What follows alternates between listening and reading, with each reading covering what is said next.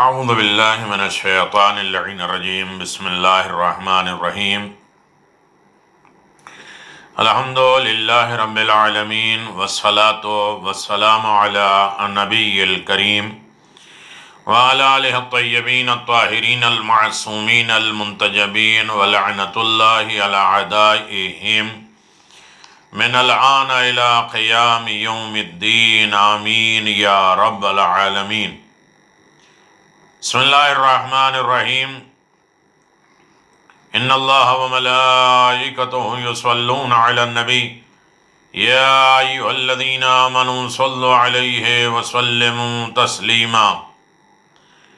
اللہم صل علی محمد وآل محمد الذین یؤذون اللہ ورسولہ لعنہم اللہ فی الدنیا والآخرہ اعد لہم عذابا مہینا لعنۃ اللہ علیہم اجمعین۔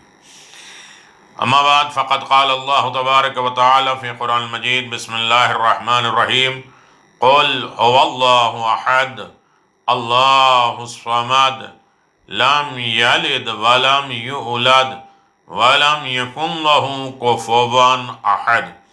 صدق اللہ العلی العظیم وصدق رسولہ النبی الکریم۔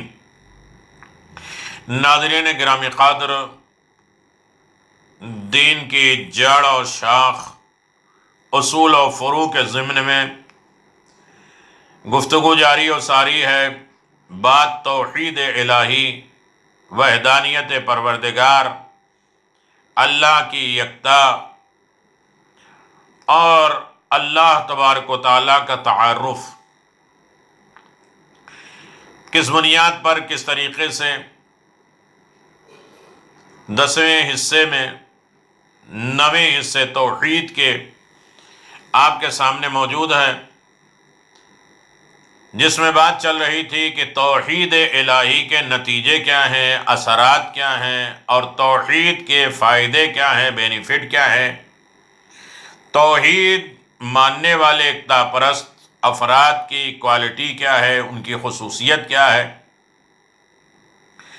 اور آہستہ آہستہ بات یہاں تک آ گئی تھی کہ جو لوگ توحید پرست ہوتے ہیں، عقیدہ وحدانیت، اللہ کی یکتا، اس کی بزرگی، یہ خود نتیجہ ہے، اثر ہے۔ جو لوگ وحدانیت الہی کو مان لیتے ہیں انہیں سربلندی، جہاں فکر بلند ہوتی ہے وہاں سر بلندی ہوتی ہے۔ فکر پہلی منزل پہ میں نے گزارش کیا تھا کہ جہاں انسان کی زندگی کے یہ نتیجے ہوتے ہیں اور انسان کی زندگی کی کوالٹی یہ ہوتی ہے، خصوصیت یہ ہوتی ہے کہ فکر بلند ہو جاتی ہے توحید پرست کی، وہاں اب ہم سر بلندی کے سلسلے میں بات کر رہے ہیں کہ عقیدہ توحید کا ایک اثر یہ بھی ہے کہ توحید کے ماننے والے کو دنیا کی کوئی طاقت جھکا نہیں سکتی۔ جو لوگ اللہ کو ایک مانتے ہیں، اللہ ہی کی عبادت کرتے ہیں، اللہ ہی کے لیے کام کرتے ہیں خلوص نیت کے ساتھ، ان کا سر بلند ہوتا ہے، وہ کسی کے سامنے جھکتے نہیں ہیں۔ یہ ایک اثر ہے اور اہم ترین اثر ہے، اور اسے ہمیشہ یہ احساس رہتا ہے کہ میرے پاس اس سے بالا تر ہستی ہے، میں کسی کے سامنے کیوں جھکوں، اور میں اس کے سامنے خضوع اور خشوع کا اقرار کر چکا ہوں، اسے ایک مان چکا ہوں، اس کی وحدانیت کا اعلان کر چکا ہوں، اور اب کسی غیر کے سامنے سر جھکانے کا کوئی امکان نہیں ہے۔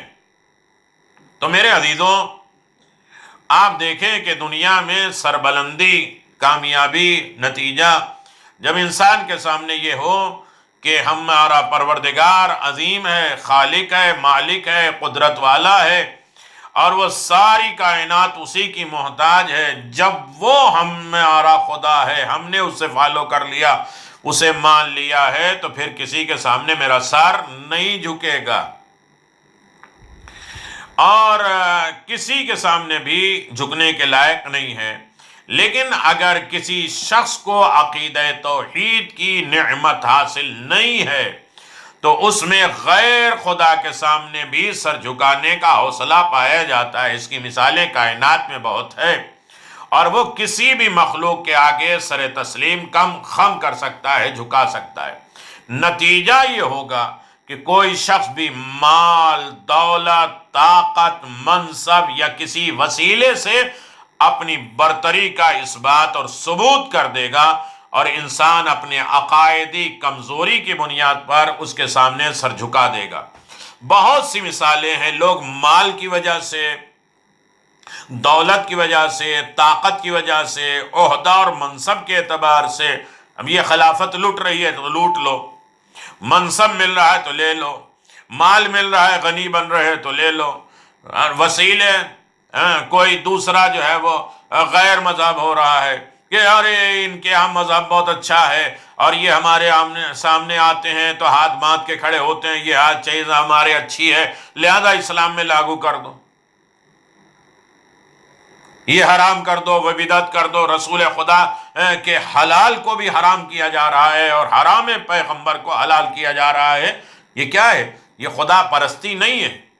اگر انسان خدا پرستی کر لیتا تو صحیح معنوں میں خدا کے سامنے جھکتا، مال، دولت، عہدہ، منصب، تاج، دوسرے وسیلے کے سامنے کبھی نہیں جھکتا، اس لیے کہ عقیدہ بڑا کمزور تھا، جس کی وجہ سے سب کے سامنے سر جھکانے کے لیے تیار ہو گئے۔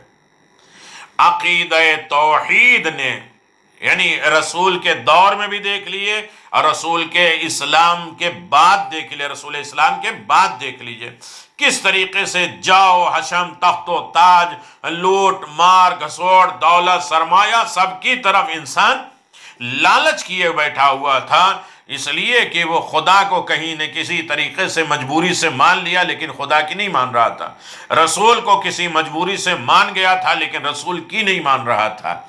یہ توحید پرستی نہیں ہے۔ عقیدہ توحید نے انسان کو اس منزل پر بھی سربلندی عطا کیا ہے، اور توحید کا سرپرست، توحید کا پرستار وحدہ لا شریک کے علاوہ کسی کے سامنے سر نہیں جھکاتا۔ اس کی کتنی مثالیں۔ امام حسین علیہ السلام نے اسی نقطے کی طرف اشارہ کیا تھا، خدایا اگر تیری محبت میں میرے ٹکڑے ٹکڑے بھی کر دیا جائے تو میرا دل کسی اور کی طرف نہیں جھک سکتا۔ کتنے لوگ کس طریقے سے کہ ادھر تخت مل رہا تھا، ادھر حکومت مل رہی تھی، ادھر دولت مل رہی تھی، ملک رائے مل رہا تھا، اور یہ طاقت، وہ حشم، سب کچھ مل رہا تھا، اور کتنے لوگ جھک گئے۔ امام مظلوم کربلا کو چھوڑ دیا، خدا کا راستہ چھوڑ دیا، دین کا راستہ چھوڑ دیا۔ کتنے لوگ ہیں انہوں نے کہا کہ گردن کٹ جائے، مال کٹ جائے، اولاد چھن جائے، گھر لٹ جائے، کچھ بھی ہو جائے، میں خدا کے علاوہ کسی اور کے سامنے نہیں جھکوں گا۔ یہی تھا، دو بادشاہوں کی لڑائی نہیں تھی، وحدہ لا شریک کا اصل اقرار کر کے اسے ماننے کے اوپر جنگ تھی۔ اس لیے کہ یہ لوگ آئے تھے، دو ہی کام تھا مذہب کا، ایک مذہب یہ ہے کہ خدا کو پہچنوایا جائے، اور دوسرا یہ ہے کہ خدا کو منوایا جائے۔ لیکن پہچنوائے گا وہی جسے علم ہوگا، منوائے گا وہی جس کے ہاتھ میں طاقت اور پاور بھی ہوگا۔ اسی لیے اللہ نے اپنے عہدے اور منصب کو دو چیزوں کو دیکھ کے دیا ہے، کہ اس کے پاس علم کتنا ہے تاکہ خدا کو پہچنوا سکے، خدا کے دین کو پہچنوا سکے، اور اس کے بعد طاقت کتنی ہے کہ خدا کے احکام کو نافذ کر سکے، خدا کو منوا سکے، خدا کی بات منوا سکے۔ وہیں سے اختلاف شروع ہوا۔ آپ دیکھ لیے کہ پہلے دور سے جناب آدم سے لے کر خاتم تک، اور خاتم سے لے کر امام زمان عجل اللہ تعالی فرجہ الشریف تک آپ دیکھ لیجئے، صرف وحدہ لا شریک، توحید، یکتا پرستی، اور کس طریقے سے لوگ توحید کو مانتے تھے اور یہ کس طرح توحید منوانا چاہتے تھے جو حکم خدا کے اعتبار سے، بھئی یہی جنگ تھی، یہی اختلاف تھا۔ اور جو لوگ خدا سے ڈر جاتے ہیں وہ کسی سے کائنات میں نہیں ڈرتے، اور جو خدا سے نہیں ڈرتے انہیں ڈرنے کے بڑے اسباب ہیں۔ کبھی سانپ کو دیکھ کے ڈر جانا، کبھی میدان سے چلے جانا، لیکن جو خدا سے ڈر جاتے ہیں وہ کسی عالم میں کسی سے نہیں ڈرتے. وہ سانپ بھی آ جائے تو کلہ عزت چیز دیتے، میدان جنگ ہے تو جم جاتے. کسی طریقے سے ان کے یہاں رد و بدل کمزوریاں نہیں ہوتی ہے. اور نہ یہ کبھی کہتے ہیں علم کی وجہ سے کہ اگر نہیں ہوتا تو میں ہلاک ہو جاتا. علم کو بانٹنے ہی والے تھے اور نہ کبھی میدان جنگ سے فرار کیا. تو دیکھ لیجئے حسین ابن علی کی عزاداری اور حسین ابن علی کا پیغام، حسین ابن علی کے جنگ، حسین ابن علی کھڑے کیوں ہوئے؟ توحید الہی کے لیے. ایک طرف لوگ دولت، سرمایہ، طاقت، تاج، منصب کے اعتبار سے جھکے جا رہے تھے، ایک طرف حسین ابن علی کہتے ہیں ٹکڑے ٹکڑے ہو جائیں جسم کے، لیکن تیرے سامنے جو جھک گیا ہے وہ کسی حاکم، بادشاہ، دولت، سرمایہ، عہدہ اور منصب کے سامنے نہیں جھکے گا. یہی وجہ ہے کہ جب جناب ابو الفضل عباس کو آفر ملی تھی تو امام جناب عباس نے اسے ٹھکرا دیا اور آواز دیا تیرے جاہ و حشم، تیرے تخت و تاج، تیرے منصب کی مجھے ضرورت نہیں ہے، مجھے توحید پرست، اطاعت مولا، حکم الہی کے سامنے سر جھکانا. تو جو توحید کو مان لیتے ہیں وہ سربلند رہتے ہیں، ہمیشہ کامیاب رہتے ہیں. وہ کسی کے سامنے مرعوب نہیں ہوتے، کسی کے سامنے جھکتے نہیں. ارے ان کے در کے غلام ترما ابن عدی دیکھ لیجیے، آپ مالک اشتر دیکھ لیجیے، درباروں میں جانے کے بعد بھی یہ کہتے ہیں کہ میں تمہارے سامنے نہیں جھکوں گا. خدا کی وحدہ لا شریک، خدا کے میں نے اقرار کیا ہے، لہٰذا اب تیرے سامنے تیری پرستش نہیں کروں گا. تجھے دولت مند، سرمایہ دار ہونے کے اعتبار سے تیرے مسکے بازی،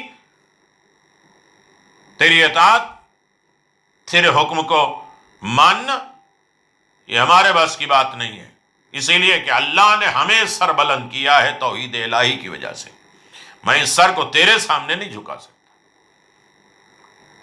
یہ تھا توحید پرستی کا اثر، نتیجہ. اور اس کے آگے میں آپ کی خدمت میں گزارش کر دوں، توحید پرستی نجات. آپ دیکھیے توحید پرستی انسان کو فقیری سے بچا لیتے ہیں. جگہ جگہ ٹھوکر کھانا، گداگری کرنا، فقیری کرنا، دستے سوال پھیلا دینا اور ہاتھ بڑھا دینا، یہ کیا ہے؟ یہ توحید مان لیا جائے، توحیدی عقیدہ صحیح ہو جائے تو نجات مل جاتی ہے. انسان خدائے وحدہ لا شریک، جو اکیلا ہے، ایکتا ہے، اس کا کوئی شریک نہیں ہے.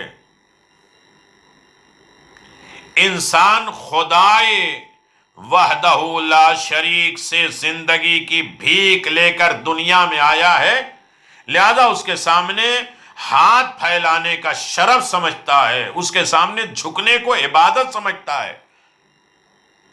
خدا ہے وحدہ لا شریک کے سامنے گر جانا اپنی بلندی سمجھتا ہے، اور اس سے بے نیازی کا تصور بھی نہیں کر سکتا. اس سے یہ نہیں کہہ سکتا کہ ہمیں ضرورت نہیں ہے، ہم محتاج نہیں ہیں. لیکن اگر توحید پرستی انسان کے اندر آ گئی ہے تو اس کے سامنے جھکنا، اس سے مانگنا، اس سے سوال کرنا یہ اہم ترین عبادت ہے.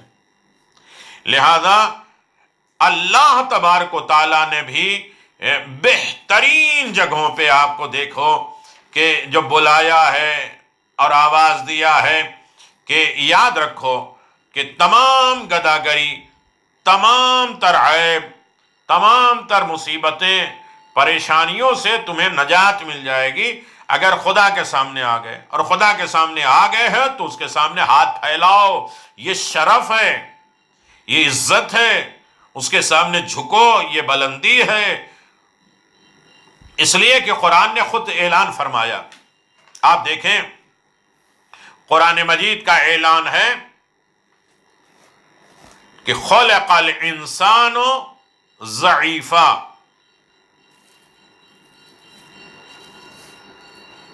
کھلا ہوا مفہوم، مطلب آپ دیکھ لیں، اندازہ لگائیں مفہوم یہ ہے کہ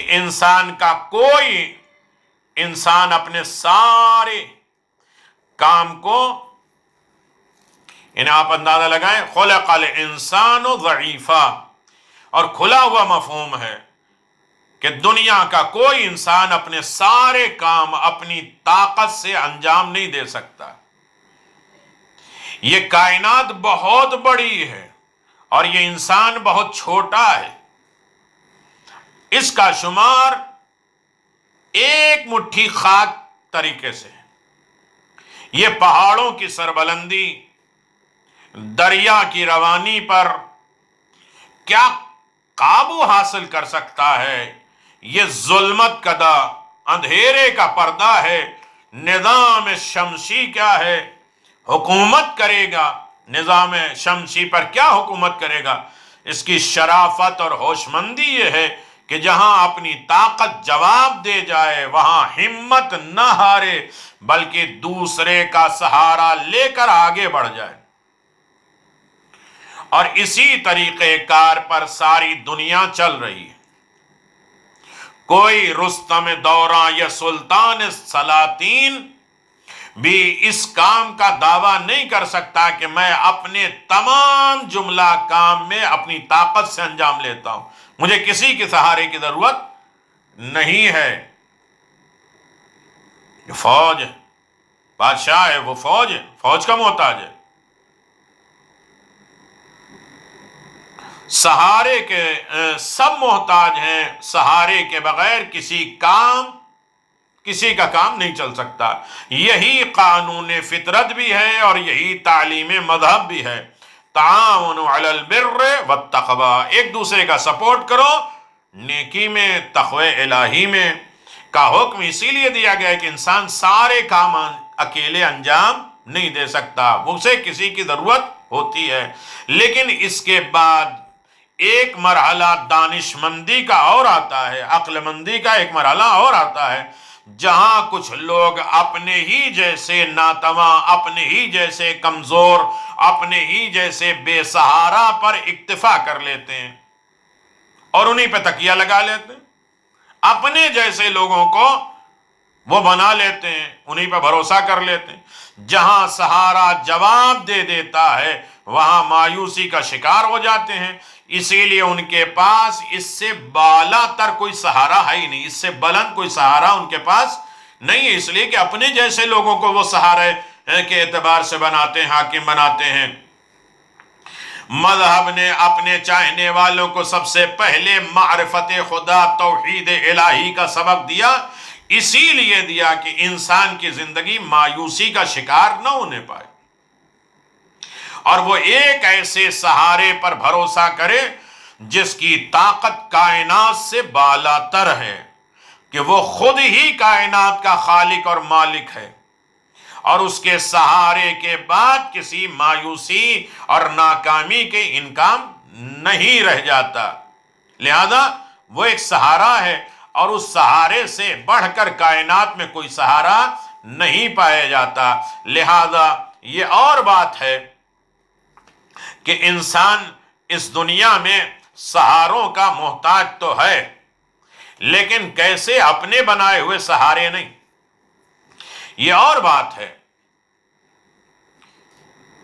کہ جس کا بھی سہارا لینا ہوتا ہے اس کے شرائط پر عمل کرنا ہوتا ہے کہ بھئی جس کا سہارا لیں گے اس کی کوئی بات تو ماننا پڑے گا، وہ جو منوائے گا وہ ماننا پڑے گا، جو کہے گا وہ کرنا پڑے گا۔ لہذا انسان یہ دیکھ لے اور اس کے شرائط پر عمل کرنا ہوتا ہے، اور یہ دیکھنا پڑتا ہے کہ کس وقت عرض مدعا مفید ہو سکتا ہے اور کس وقت بات کے ضائع ہو جانے کا اندیشہ ہے۔ مذہب نے اس نقطے کو شرائط اور آداب دعا کی شکل میں دیا ہے۔ انسان کمزور ہے، دیکھیے نجات مل جاتی ہے گداگری سے۔ انسان خداوند عالم کے سامنے جب ہاتھ پھیلاتا ہے تو یہ شرافت ہے، اور اسی کا نام مذہب میں دعا رکھا ہے۔ جو خدا کے معرفت حاصل کر لیتے ہیں، توحید پرست ہو جاتے ہیں، وہ رب العالمین سے مدد لیتے ہیں، اور مدد لینا دعا ہے اور اسی پر بھروسہ کرنے کا ارادہ ہے، تو عرض مدعا، مقصد، ٹارگٹ سے پہلے حسب ذیل یہ کام کا انتظام کرو تاکہ تمہاری دعا سننے کے قابل اور بات قبول ہونے کے لائق بن جائے۔ ظاہر ہے کہ ان آداب کا بیان کرنا بھی ہر انسان کے بس کی بات نہیں ہے کہ یہ طریقہ کیا ہو کہ خدا کے سامنے ہاتھ پھیلائے تاکہ دنیا سے تمہیں نجات مل جائے، دنیا کے سامنے ہاتھ پھیلانے سے بچ جاؤ، دنیا کے سامنے فقیری کرنے سے بچ جاؤ۔ یہ کون بتائے گا؟ جو خدا کی بارگاہ سے آیا ہوگا، جسے خدا نے بھیجا ہوگا، جسے خدا نے علم اور جسم دیا ہوگا، وہ خدا کو پہچانوا بھی سکتے ہیں اور خدا کو منوا بھی سکتے ہیں۔ اس کے لیے ان افراد کی ضرورت ہے جو رب العالمین کی بارگاہ سے ہادی، رہنما بن کر آئے، تاکہ وہاں کے آداب، طریقے، شرائط سے باخبر ہوں اور بے خبر انسان کو باخبر بنا سکیں۔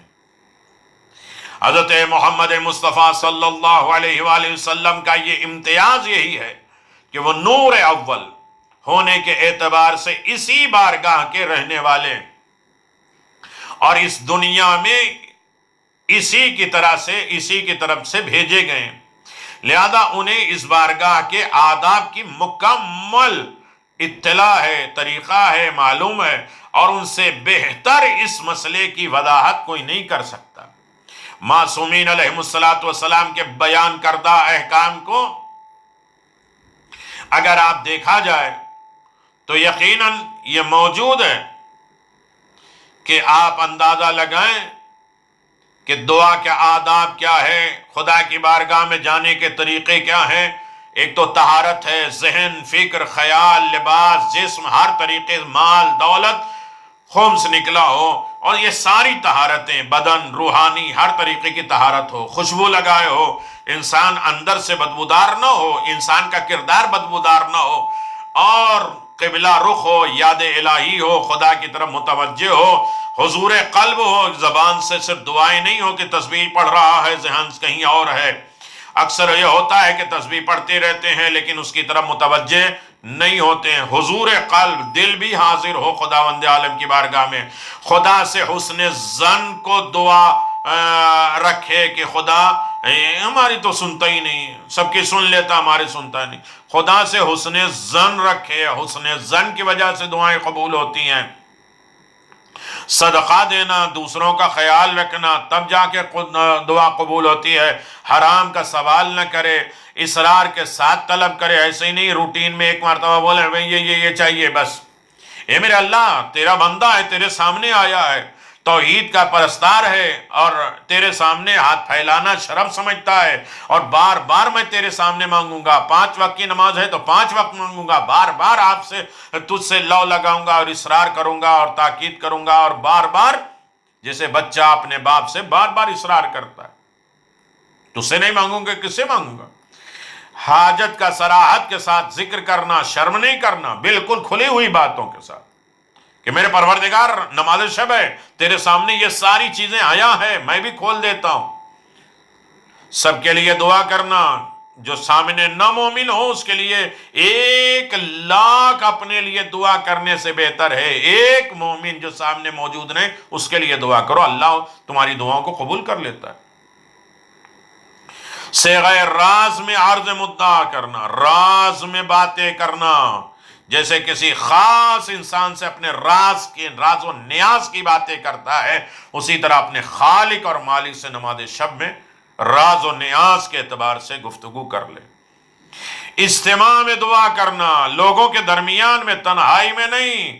لوگ 40 لوگ ہوں تو اللہ سن لیتا ہے، لوگوں کے درمیان میں ہو تو دعا کرو، خضوع اور خشوع کے ساتھ دعا کرو، پہلے پروردگار کی حمد و ثنا کرو، اس کی تعریف کرو، دعا سے پہلے صلوات پڑھو، دعا کے بعد صلوات پڑھو، گریہ کرو، حسن و ظن ہو اور حزن ہو، غم ہو، یہ محسوس ہو کہ یہ ہماری ضرورت زندگی ہے، یہ ہم بے بس ہیں، جیسے پیاسا انسان تڑپتا ہے، بار بار ناک کرتا ہے، کبھی نہ کبھی اس کے لیے دروازہ کھول دیا جاتا ہے۔ دل سے متوجہ ہو کہ یقیناً مجھے اس کی ضرورت ہے، میں خالق کے سامنے بیٹھا ہوں، ہم وسیلہ آل محمد کا ہے، لہٰذا انسان تڑپے، چھوٹے موٹے پولیس اور دوسرے لوگوں سے انسان ڈر جاتا ہے، ایک عالم دین آ جائے تو اس کی طرف متوجہ ہو جاتا ہے، تو لہٰذا انسان دل سے متوجہ ہو، گناہوں کو ایکسپٹ کرے، اعتراف کرے۔ وہ سب جانتے ہیں، فرشتے لکھتے ہیں، سارے فرشتے لکھ رہے ہیں، وہ جانتے ہیں، ہمارے اعضاء و جوارے جانتے ہیں، ہمارے پارٹ آف باڈی جانتے ہیں، پھر بھی اقرار کرو، اعتراف کرو کہ میرے اللہ یہ ہم سے غلطی ہو گئی۔ اللہ اکبر۔ بلا اور مصیبت نازل ہونے سے پہلے دعا کرو، برادران ایمانی سے التماس سے دعا کرو، ایمان والوں سے کہو کہ میرے لیے دعا کرو، تب دعائیں قبول ہوتی ہیں۔ برادران ایمانی کے لیے دعا کرنا، ہاتھ اٹھا کر دعا کرنا، کبھی چہرے کے مقابل میں دعا کرنا، کبھی ہاتھ اٹھا کے دعا کرنا، کبھی سر سے اوپر ہاتھ اٹھا کے دعا۔ کون کون سی دعائیں ہیں جو ہاتھ اٹھا کے، پھر اس کے بعد سینے کے مقابل میں، چہرے کے مقابل میں، آنکھوں کے مقابل میں اور سر کے اوپر انسان یہ دعائیں کرتا ہے، یہ کون کون سی چیزیں؟ عقیق اور فیروزے کی انگوٹھی پہننا دعاؤں کے لیے، بار بار ریپیٹ کے ساتھ دعا کرنا، دعا کے بعد ہاتھوں کو چہرے پہ ملنا، جب انسان دعا کر لے تو چہرے پہ ملے، دعا کے بعد ماشاء اللہ لا قوت الا باللہ کہنا چاہیے، دعا کے بعد کے حالات کا پہلے سے بہتر ہونا چاہیے، دعا کے بعد کے حالات پہلے سے بہتر ہونا چاہیے۔ ایسا نہیں کہ جیسے روٹین میں ہم آئے ویسے دعا کیا، مصلی بچھایا، بٹورا، مصلی بند کیا اور اس کے بعد پھر ویسے ہی ہو گئے۔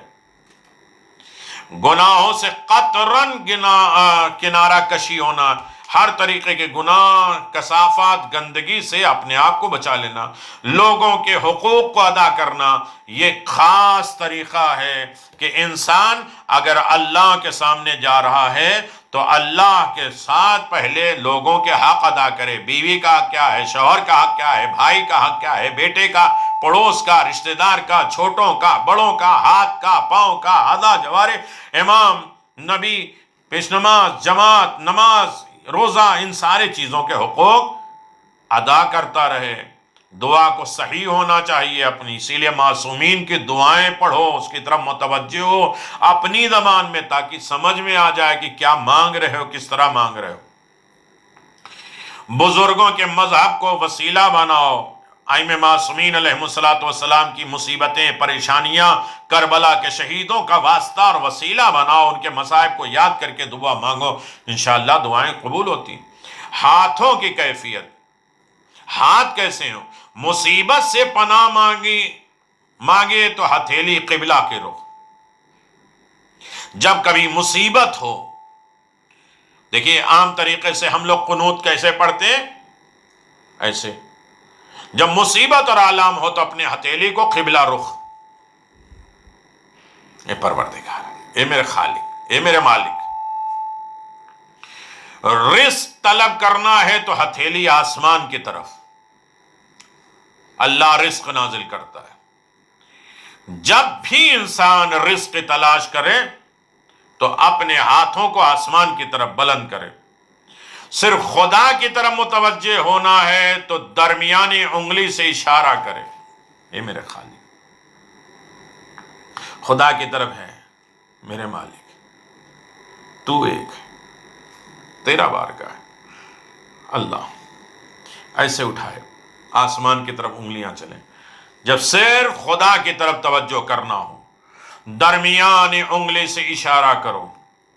فریاد کرنا ہو تو ہاتھوں کو سر سے اوپر، جب کبھی فریاد کرنا ہو تو اپنے ہاتھوں کو سر سے اوپر، میرے اللہ یہ ظلم، یہ ستم، یہ مصیبتیں، یہ پریشانیاں، فریادی تیرے سامنے فریاد کرنے آیا ہے تو ہاتھوں کو اوپر بلند کرے۔ اور گڑ گڑانا ہو تو درمیانی انگلی کو چہرے کے قریب حرکت دو، میرے اللہ مجھ سے غلطی ہو گئی، میرے کریم پروردگار، یہ درمیانی انگلی اپنے چہرے کے سامنے اشارہ کرو، میرے اللہ مجھ سے غلطی، اے میرے کریم پروردگار، یہ میری خطا ہے، یہ میری غلطیاں ہیں، یہ میری کوتاہیاں ہیں۔ دعائیں سن لیتا ہے پروردگار۔ یہ ہاتھوں کی کیفیت 5 طریقے سے ہوتی ہے۔ دعا کے وقت کیا ہوتا ہے؟ بات چل رہی تھی نجات از گداگری، اللہ کی وحدانیت کا انسان اقرار کر لیتا ہے تو ہر طریقے کی دنیا کے ہر مشکلات، پریشانیاں اور ضرورت مندوں کے سامنے ہاتھ پھیلانے سے انسان بچ جاتا ہے اور خالق کے سامنے ہاتھ پھیلانے کے لیے شرف حاصل کر لیتا ہے۔ نما اوقات قبولیت، دعا کب قبول ہوتی ہے؟ شب جمعہ دعا کرے، روز جمعہ دعا کرے، جمعے کے دن آخری گھڑی میں سورج غروب ہو رہا ہے تب دعا کرے، رات کے آخری تنہائی حصے میں نماز شب میں دعا کرے، اور ماہ رمضان میں دعا، شب ہائے قادر میں دعا، شب عرفہ، روز عرفہ دعا کرنا، شب بعثت، روز بعثت پیغمبر اسلام کے مبعوث ہونے کے دن، اور شب غدیر، عید الاضحیٰ، عید الفطر، ان دنوں میں دعا کرنا، اور رجب کی پہلی شب کو دعا کرنا، 15 شعبان کو دعا کرنا، شب نیمہ رجب، 15 رجب کی رات اور 15 رجب کا دن، یہ دعا کے لیے بہت اہم وقت ہے۔ 17 ربیع الاول کو دعا کرنا، وقت زوال، جب سورج زوال کر رہا ہے، ظہر کا وقت قریب آ رہا ہے، وقت ہوائے تون تیز ہوا جب چل رہی ہے اور جب بارش آ رہی ہے اور سورج نکلنے والا ہے، فجر ہونے والی ہے، تب دعا، اذان کے وقت دعائیں قبول ہوتی ہیں۔ وہ مقامات جہاں دعا قبول ہوتی ہے، مسجد ہو، خانہ خدا ہو، میدان عرفہ ہو، مزدلفہ ہو، اور نزد قبر نبی اکرم ہو، نبی اکرم کی قبر کے قریب ہو، مشاہد مقدسہ، امام معصومین، حرم سید الشہداء، امام معصومین علیہ السلام کے روضے، ان میں دعائیں قبول ہوتی ہیں۔ حالات قبولیت دعا، کیسے انسان کی دعائیں قبول ہوتی، وہ حالات کیا ہیں؟ مریض کی دعا عیادت کرنے والے کے لیے قبول ہوتی ہے۔ مریض جب انسان ہو اور اسے کوئی دیکھنے جائے، عیادت، بیماروں کا خیال رکھنا اور دیکھنا بھالنا بہت بڑی عبادت ہے، لیکن اگر مریض کسی کو دعا دے دے تو اس کی دعا قبول ہوتی ہے۔ سائل کی دعا عطا کرنے والے کے لیے، کسی کو کچھ دے اس کے لیے، اس سے دعائیں لے اور وہ دعائیں قبول ہوتی ہیں۔ حاجی کی دعا، استقبال کرتے وقت جب حاجی آئے اس سے ملنا چاہے تو دعائیں قبول ہوتی ہیں۔ باپ کی دعا اور بد دعا اولاد کے حق میں بہت جلد قبول ہوتی ہیں، تو باپ کی دعا کراؤ، بد دعا سے بچو۔ اولاد کی دعا والدین کے لیے، جب اولاد والدین کے لیے دعا کرے تو بہت جلد قبول ہوتی ہے۔ ماں باپ کی دعا اولاد کے حق میں اس قدر متاثر ہوتی ہے، اثر انداز ہوتی ہے کہ روایات میں اس کی قبر کے پاس کھڑے ہو کر دعا کرنے کی بھی تاکید پائی جاتی ہے۔ ماں باپ کی قبروں کے قریب کھڑے ہو کے دعا مانگو۔ شاید اس کا راز یہ ہو کہ اولاد کی دعا کو سن کر عالم ارواح سے دعا یا آمین کی آواز بلند ہو سکتی ہے، اور پروردگار ماں باپ کے اس دعا یا آمین کے طفیل میں اس دعا کو قبول کر سکتا ہے، اور ماں باپ اولاد پر اس قدر مہربان نہیں ہے جتنا پروردگار اپنے بندوں پر مہربان ہے۔ آئیے ہم سب مل کر بطفیل محمد و آل محمد معصومین علیہ السلام دعا کریں کہ پروردگار ہمارے گناہوں کو معاف کر دے اور ہمیں اعمال صالحہ کی توفیق دے دے، اور صحیح معنی میں توحید پرستی کی دعوت دے دے، اور توحید پرستی کی وجہ سے ہمیں اپنے آپ کو اپنی بارگاہ میں جھکا دے، اور دنیا کے تمام لوگوں سے ہمارے مسائل کو ختم کر دے۔ ہم دنیا کے کسی لوگوں کے سامنے ہاتھ نہ پھیلائیں، بلکہ وحدہ لا شریک کو مانتے ہیں تو اسی کے سامنے ہاتھ پھیلانے پہ فخر کریں۔ تو توحید کا نتیجہ یہ ہے کہ جب انسان توحید پرست ہو جاتا ہے تو اپنا خالق کے سامنے اپنے آپ کو جھکانا بہتر سمجھتا ہے، اپنے خالق اور مالک کے سامنے اپنے گڑگڑاہٹ کو، فریاد کو بیان کرنا باعث فخر سمجھتا ہے۔ اسی لیے اس سے بے نیازی اس وقت ممکن تھی جب از خود پیدا ہو جاتا، اسے ضرورت، خدا کی ضرورت نہیں ہوتی اگر خود انسان پیدا ہو جاتا اور خود بلند ہو جاتا، خود اسی کی کائنات کی کسی کی ضرورت نہیں ہوتی اور اپنا خالق خود ہوتا. اور جب ایسا نہیں ہے تو اس کے سامنے دست سوال پھیلانے کا نام گداگری نہیں ہے، فقیری نہیں ہے، بلکہ فطرت اصل کی بقا، زندگی کی اصالت و استمرار اور پاکیزگی یہ ہے کہ بندہ خدا کے سامنے ہاتھ پھیلائے. لیکن اس کے باوجود اس کی فطرت خواہش یہی ہے کہ اسے کسی اور کے سامنے ہاتھ نہ پھیلانا پڑے اور ایک باشرافت باعزت زندگی گزارنے کی گداگری بہرحال ایک طرح کی ذلت ہے، فقیری کرنا ذلت ہے، لیکن خدا کے سامنے ہاتھ پھیلانا یہ شرافت ہے اور عزت ہے. اسلام نے اس مشکل کا بہترین حل عقیدہ توحید کو قرار دیا ہے. انسان کے اندر ایک خدا کا عقیدہ پایا جاتا ہے تو وہ غیر کو اس قابل ہی نہیں سمجھتا کہ اس کے سامنے دست سوال دراز کرے، اس کے سامنے ہاتھ پھیلائے، اور اس کا رابطہ اس کے پروردگار سے ہے تو اسے غیر کی ضرورت ہی کیا ہے. وہ غیر سے سوال کرنے کو اپنی ذاتی ذلت اور اپنے عقیدے کی کمزوری تصور کرتا ہے کہ جب میں نے خدا کو مانا ہے تو خدا کے سامنے ہاتھ پھیلائیں گے، میں غیر خدا کے سامنے ہاتھ کیوں پھیلاؤں. البتہ اگر اس کے مالک ہی نے یہ کہہ دیا ہے کہ میں تیری ضرورت کا سامان فلاں شخص کے پاس رکھ دیا ہے، جا کے اس سے لے لو، ایاک نعبد و ایاک نستعین، ہم تیری عبادت کرتے ہیں، تجھی سے مدد چاہتے ہیں، اور اللہ کہتا ہے کہ میں نے تیری مدد کے لیے فلاں جگہ پہ رکھا، آؤ میرے گھر کی عبادت کرو. تو خدا کے گھر کی عبادت تھوڑی ہوتی، خدا کی عبادت ہوتی نسبتوں کے لیے. اس نے کسی کے پاس بھیج دیا کہ جاؤ ان کے وسیلے سے دعا مانگو، ہم سن لیں گے. وہ ان کے پاس ہم نے جہاں سارے اختیارات دے دیا، لے لو. یہ شرک تھوڑی نہیں ہے، توحید الہی ہے. تو وہاں سے جا کر طلب کر لو تو انسان ضرور چلا جائے گا. اگر اللہ کہے کہ فلاں جگہ سے لے لو تو یہ نہیں کہے گا. اللہ آ کے لقمہ منہ میں نہیں ڈالتا ہے. اللہ کسی وسیلے کے ہاتھ اٹھواتا ہے، وسیلے بناتا ہے. تو وسیلے کے قائل ہو، یہ توحید الہی ہے. لیکن اس شخص کو مالک کائنات سمجھ کر نہیں. ہم کسی کو وسیلہ، امام معصومین کو وسیلہ بناتے ہیں، انہیں مالک کائنات نہیں، وہ بھی خدا کی بارگاہ میں لے آتے ہیں. اور جب بھی انہوں نے کیا ہے 2 رکعت نماز پڑھ کے بتایا کہ ہم بھی خدا کے سامنے حضور حاضر ہوتے ہیں، عبادت کرتے ہیں، لیکن اللہ نے ہمیں اختیار اور کنٹرول دیا ہے کہ تمہاری حاجت کو ہم پورا کر سکیں. بلکہ مالک کائنات کا نمائندہ سمجھ کر اور اس طرح کسی احساس ذلت کا شکار نہ ہوگا کہ اس نے در حقیقت مالک کائنات ہی کے سامنے ہاتھ پھیلایا ہے. اصل میں خدائی کے سامنے ہاتھ پھیلایا ہے. اسے جو کچھ بھی ملا ہے وہ اسی مالک کی بارگاہ سے ملا ہے. اگر یہ سمجھ لیں کہ یقیناً میرا خالق اور مالک پروردگار ہے، توحید الہی ہے، تو دنیا سے ہم سوال نہیں کریں گے. لیکن خدا جس کے لیے حکم دے کہ ان سے جا کے مانگو، ان کی اطاعت میری اطاعت، ان کی اجرت ادا کرنا تمہارے لیے فرض ہے، اور ان کے سامنے انہیں سر تسلیم کرنا تمہارے لیے ضروری ہے. میں بھی صلوات بھیجتا ہوں، تم بھی صلوات بھیجو، اور سب ملائکہ بھیجتے ہیں. اور جنہوں نے ان کی اذیت دی ہے ان کو پر لعنت میں بھی کرتا ہوں، تم بھی لعنت کرو. اللہ نے بتایا ہے کہ میری نصرت چاہتے ہو تو میں جہاں کہوں، جس طریقے سے چاہوں، میرے طرف سے آؤ گے تو وسیلے کے ساتھ آؤ گے، میں تمہاری مدد کروں گا تو وسیلے کے ساتھ کروں گا. یہ توحید پرستی ہے، یہ شرک نہیں ہے. تو یہ امتیاز ہے پروردگار کا.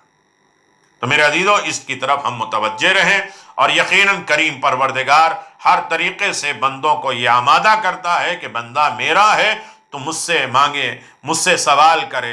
میرا بندہ کسی اور کے سامنے نہ جائے. میرے بندے تو میری عبادت کرو، شیطان کی عبادت نہیں کرو. اللہ کہتا ہے میں اس بندے کو پسند ہی نہیں کرتا جو پاکیزہ نہ ہو، اور پاکیزہ ہونے کے بعد نماز نہ پڑھے، اور نماز پڑھنے کے بعد میرے سامنے ہاتھ نہ پھیلائے، مجھ سے مانگے نہیں. اور اگر نہ مانگے تو وہ پست ہے، اور اگر مانگ لے اور اس کے بعد میں اسے نہ دوں تو یقیناً میں نے اس پر ظلم کیا ہے.